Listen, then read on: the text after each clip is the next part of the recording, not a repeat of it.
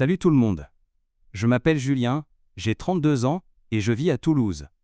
La ville rose, comme on l'appelle.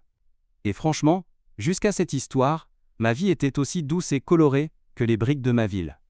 Je suis graphiste freelance, je travaille principalement de chez moi, dans un petit appartement lumineux que je partage avec ma femme, Clara. On a une vie simple, tranquille. Le genre de vie où le plus grand drame de la semaine, c'est de savoir si on commande des sushis ou des pizzas le vendredi soir. Mais le pilier de ma vie, ce qui la rend vraiment spéciale, c'est ma famille. Et quand je dis famille, je ne parle pas juste de mes parents. Non. Je parle d'une tribu. On est nombreux. Très nombreux. Des frères, des sœurs, des cousins, des oncles et des tantes à n'en plus finir. On est bruyants, on s'aime fort, et on est surtout incroyablement soudés. Le genre de famille qui a un groupe de discussion qui vibre toutes les 5 minutes, et où les déjeuners du dimanche ressemblent plus à une fête de village qu'à un repas de famille. Dans cette tribu, il y a une personne qui compte plus que tout pour moi, c'est mon plus jeune frère, Alex. Alex a 20 ans, et c'est un peu la lumière de notre famille.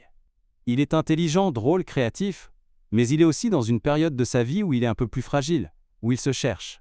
Alex fait partie de la communauté LGBT+, et pour nous tous, ça n'a jamais été un sujet. On l'aime, point. Notre amour pour lui n'a pas de condition, pas d'astérisque.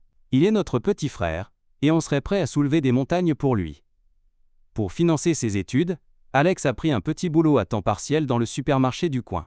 Un de ces magasins de proximité où tout le monde se connaît. C'est pratique, c'est pas loin de la maison, et c'est là que notre histoire commence vraiment. Dans ce supermarché, il y a un rayon pâtisserie qui propose des gâteaux sur mesure. Et à la tête de ce rayon, il y a une seule et unique décoratrice de gâteaux. Appelons-la Martine. Martine, comment la décrire sans être vulgaire? Imaginez le concentré de tout ce qu'il y a de plus aigri et de plus désagréable chez un être humain. Une femme avec un visage en permanence pincé, comme si elle venait de mordre dans un citron. Mais le pire, ce n'était pas son attitude générale. Non, le pire, c'était ses opinions. Martine était ouvertement et fièrement homophobe. Et elle ne se gênait pas pour le faire savoir. Alex, qui travaillait dans les rayons, entendait ses messes basses. Des commentaires désobligeants sur des clients, des petites phrases pleines de venin lâchées à voix haute, pour que tout le monde entende bien. Pour Alex, aller travailler était devenu une épreuve. Il devait supporter l'hostilité silencieuse, les regards de travers, et l'ambiance toxique que cette femme créait autour d'elle. On avait bien sûr essayé d'en parler. On s'était demandé s'il fallait faire une plainte officielle à la direction. Mais Alex avait peur. Peur des représailles, peur que ça lui retombe dessus, peur de perdre son job. Alors on rongeait notre frein, impuissant, en voyant notre petit frère rentrer de plus en plus éteint de son travail. La colère montait en nous, une colère sourde et frustrante. On se sentait inutile. Que pouvions-nous faire? Aller voir cette femme et lui dire ces 4 vérités, ça n'aurait fait qu'empirer les choses pour Alex. La situation a traîné comme ça pendant des mois. Chaque semaine, on avait droit à une nouvelle anecdote, une nouvelle remarque odieuse de la part de Martine. La tension était palpable. On sentait qu'on arrivait à un point de rupture. Et ce point de rupture, il est arrivé de la manière la plus inattendue qui soit. L'anniversaire d'Alex approchait.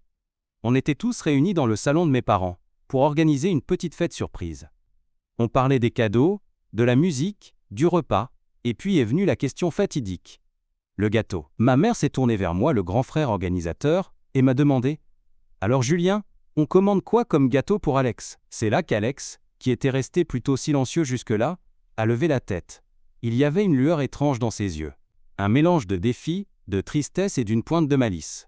Il a pris une grande inspiration et a dit, d'une voix très calme, « Cette année, je veux un gâteau de la fierté. Un gâteau arc-en-ciel.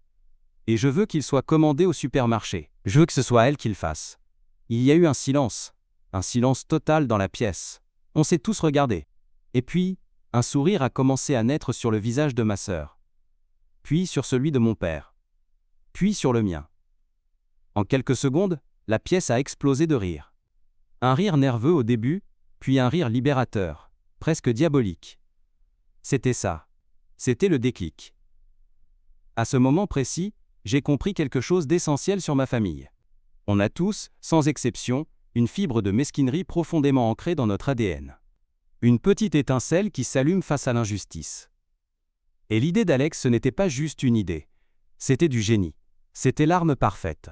Une vengeance subtile, légale et incroyablement poétique. Le plan initial était simple. Commander un seul gâteau. Mais en regardant les visages de ma famille, j'ai su qu'on n'allait pas s'arrêter là. Oh non! On allait transformer cette petite vengeance personnelle en une opération d'envergure. Le soir même, le groupe de discussion familiale était en feu. L'idée d'Alex était devenue notre projet commun, notre mission sacrée. Le plan, que j'ai baptisé « Opération Arc-en-Ciel », a commencé à prendre forme. La première salve a été tirée par ma grande sœur, Léa. Le lendemain matin, elle a appelé la pâtisserie du supermarché. D'une voix enjouée, elle a commandé un grand gâteau arc-en-ciel, juste pour le plaisir, pour fêter le début du mois de juin avec les collègues. La commande a été prise, sans question. Premier domino tombé.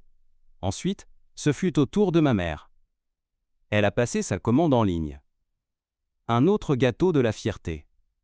La raison ? Elle voulait l'offrir à notre barista préféré.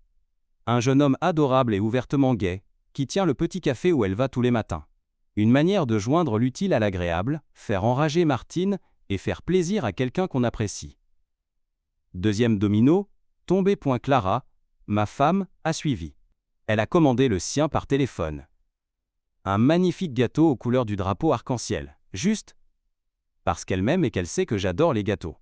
C'était simple, c'était mignon, et ça faisait un gâteau de plus sur la liste de Martine. Troisième domino, vous commencez à voir le tableau, n'est-ce pas ? L'information a circulé à la vitesse de l'éclair. J'ai personnellement appelé mes deux oncles et ma tante. Je n'ai pas eu besoin de beaucoup argumenter. J'ai juste dit, c'est pour Alex. Contre la pâtissière du supermarché. On lui fait faire des gâteaux arc-en-ciel. La seule réponse que j'ai eue a été « J'appelle tout de suite ». La machine était lancée, et plus rien ne pouvait l'arrêter. Les cousins ont commandé des gâteaux pour des anniversaires imaginaires. Des amis de la famille ont commandé des gâteaux pour des soirées barbecue. Des collègues de mes parents, mis au courant, ont commandé des gâteaux pour leur propre bureau. On a créé un réseau. Chaque commande était passée de manière indépendante, avec une excuse crédible. Pour la pâtisserie, ça ressemblait juste à une soudaine et inexplicable passion des Toulousains pour les gâteaux colorés. Alex nous tenait au courant de l'évolution de la situation en direct de l'intérieur. Le premier jour, il a vu la fiche de commande de Léa. Martine a soupiré, levé les yeux au ciel et s'est mise au travail en grommelant. Le deuxième jour, quand les commandes de ma mère et de ma femme sont arrivées, son visage a commencé à se crisper. Alex nous a envoyé un message. Je crois qu'elle commence à transpirer. Elle a dû aller chercher des colorants alimentaires en réserve. Au bout du troisième jour, une dizaine de commandes de gâteaux de la fierté s'étaient accumulées sur son plan de travail. Son coin pâtisserie, d'habitude si terne, commençait à ressembler à un atelier de licorne. Des bols de glaçage rouge, orange, jaune, vert, bleu, violet, partout. Alex nous a raconté qu'elle ne parlait plus. Elle travaillait en silence, avec une rage contenue qui était, pour nous, absolument délicieuse. On aurait pu s'arrêter là. La vengeance était déjà belle. Mais c'est là que l'histoire a pris une tournure que même nous, dans nos rêves les plus fous, n'aurions pas pu imaginer. C'est ce que j'appelle la cerise sur le gâteau de la fierté. La directrice du magasin, une femme pragmatique et toujours à l'affût d'une bonne opportunité commerciale, est passée devant le rayon pâtisserie. Elle a vu le premier gâteau terminé, celui de Léa, qui attendait d'être récupéré. Un magnifique gâteau, vibrant de couleurs, objectivement très réussi. Il faut lui reconnaître ça, à Martine, elle a beau être une personne horrible, c'est une bonne pâtissière. La directrice s'est arrêtée net. Elle a regardé le gâteau, puis son calendrier. Et là, une ampoule s'est allumée au-dessus de sa tête. Elle s'est tournée vers Martine et a dit, avec l'enthousiasme d'une femme qui vient de trouver une mine d'or. « Martine, c'est une super idée. On est en plein mois des fiertés. Les gens adorent ça. Faites-en un autre, un bien grand, pour la vitrine. On va mettre une pancarte « Célébrer la fierté avec nos gâteaux ». Ça va se vendre comme des petits pains. » Alex, qui était en train de remplir un rayon non loin de là, a dû se retenir de hurler de rire. Il a vu le visage de Martine se décomposer. L'horreur. La trahison ultime. Non seulement elle était forcée de faire ses gâteaux pour des commandes privées, mais maintenant, sa propre patronne lui ordonnait d'en faire la promotion officielle du magasin. C'était magistral. L'ironie était si parfaite, si pure. La femme qui détestait tout ce que ces couleurs représentent, était maintenant l'artisane en chef de la campagne marketing du mois des fiertés de son propre supermarché. Et la prédiction de la directrice s'est réalisée. Le gâteau en vitrine avec sa petite pancarte a fait un carton. Les gens le voyaient, le trouvaient joli, et l'achetaient. Des membres de la communauté LGBT+ de notre quartier, voyant ce soutien inattendu de la part du supermarché local, sont venus en acheter spécifiquement pour marquer le coup. Chaque gâteau vendu en vitrine signifiait que Martine devait en refaire un autre pour la remplacer. Elle était prise dans une boucle infernale de glaçage arc-en-ciel. Un purgatoire de fierté qu'elle s'était elle-même infligée par sa propre haine. Pendant tout le mois de juin, le rayon pâtisserie a été une explosion de couleurs. Alex nous racontait que Martine arrivait le matin avec une mine de déterré, et passait ses journées, les mains plongées dans les colorants, à créer des dizaines et des dizaines de gâteaux de la fierté. Elle devait réaliser plus de gâteaux en un mois que ce que le magasin vendait en une année entière. La conclusion de cette histoire est arrivée le jour de l'anniversaire d'Alex. On a récupéré son gâteau. C'était le plus grand, le plus beau. Chaque couleur était parfaite, chaque couche de glaçage était impeccable. On pouvait presque sentir la rage et la frustration qui avaient été nécessaires pour le confectionner. C'était une œuvre d'art, née de la haine, mais destinée à célébrer l'amour. Quand on a allumé les bougies, toute la famille était là. On a chanté « Joyeux anniversaire » plus fort que jamais. En regardant Alex souffler ses bougies, son visage illuminé par la joie, j'ai ressenti une satisfaction profonde. On n'avait levé ni la voix, ni la main. On n'avait enfreint aucune loi. On avait simplement combattu l'intolérance avec une avalanche de joie, de couleurs et un peu de sucre. Qu'est-il arrivé à Martine? À ce que je sais, elle travaille toujours là-bas. Elle est probablement encore en train de nettoyer des restes de colorant violet sous ses ongles. On ne sait pas si elle a compris que tout ça était orchestré. Et honnêtement, peu importe.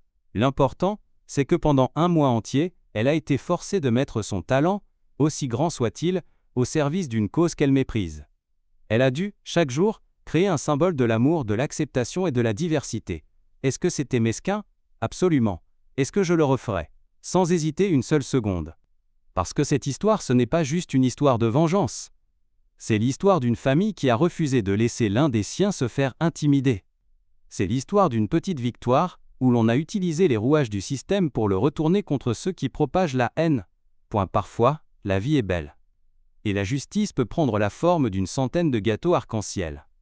Et cette pensée, encore aujourd'hui, me remplit d'une joie immense. Si mon histoire vous a plu, likez la vidéo et abonnez-vous pour écouter d'autres histoires comme la mienne.